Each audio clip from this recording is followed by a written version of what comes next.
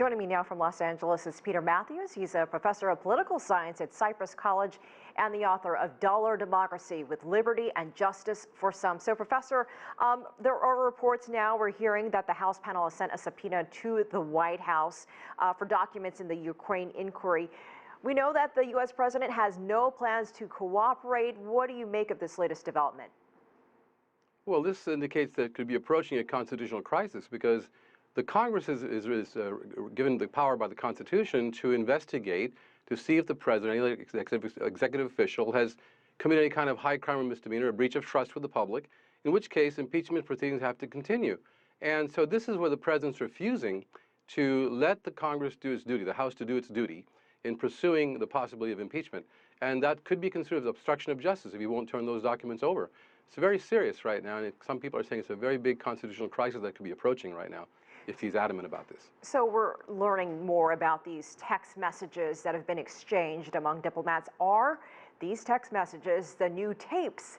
And when I say tapes, I mean the tapes that were used in Watergate. Are these text messages enough to impeach Donald Trump, or is this just the beginning? The text messages are a big development because that's actual proof, possible proof, but it's there, physical and material, that there was some pressure applied by the president's side, President Trump's side, to get the Ukrainians to investigate whether or not Hunter Biden was involved with Joe Biden, any kind of corruption or whatever. And that's wrong for the president, to try to get a foreign government to help him get dirt on an opponent. That's what the founding fathers decided, that no foreign country should be involved in our elections in any kind of way. So if the country was involved in trying, or the government was trying to involve President Trump's government to get a foreign government to be involved in investigating its opponent, that's against the constitutional principles, and it could be very much of an egregious violation of trust and abuse of power, possibly. This quid pro quo that we keep hearing about, many say yes, but there are others, including some of his supporters, members of his own party, that say no. So for our international audience, who decides? How will this all shake out?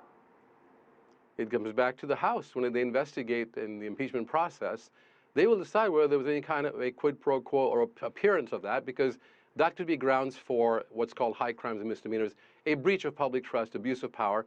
If he held up the funding for the Ukraine until the president of the Ukraine agreed to go and investigate his opponent, Joe Biden, that would be considered a quid pro quo, or at least close enough to it to consider it a high crime or misdemeanor, very possibly. And we also heard that Ukraine has announced that it will take a look back and investigate past cases. What do you make of this move on their end? Well, I think they're trying to justify, that they're doing things the right way from their side, not being coerced in any way by this president from the United States. And I think mainly it's a method of trying to be sure that the Ukraine itself is doing the right thing. I'm not sure how it's going to play out, because there's a lot of moving parts here, and things could just start crumbling in all kinds of directions right now, or very soon, if this continues. Professor Mathews, during the Watergate years, public support dropped pretty quickly for then President Richard Nixon.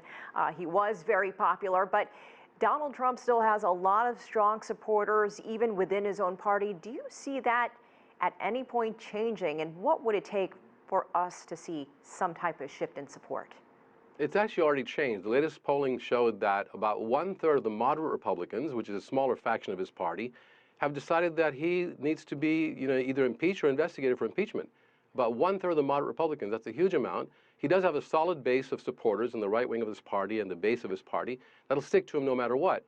But when the moderate Republican opinion changes, then some Republican senators might actually consider, if there's a trial of impeachment, to actually vote to convict, possibly. This happened with the Republicans during the Watergate era, when Senator Howard Baker switched over, and after evidence came out in the hearings that there was evidence of possible wrongdoing, that Howard Baker switched his mind as a Republican leader and said that the impeachment process should continue, and Nixon saw the writing on the wall and then resigned as a result.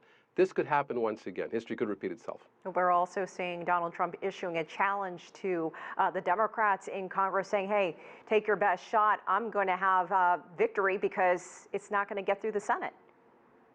That remains to be seen. I think he's very hopeful for that, but that's not guaranteed yet, because as the investigation continues in the House, new information come out, new witnesses, subpoena power is very strong, and the punishment for lying under oath is very strong in an impeachment hearing. And now we're in that process. We're in a formal impeachment hearing.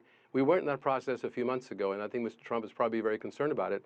He's trying to put forth a bravado to show that he's not going to be shaken. let's see what happens. He is not under oath yet. Professor Peter Mathews, thank you so much for joining us from California. My pleasure.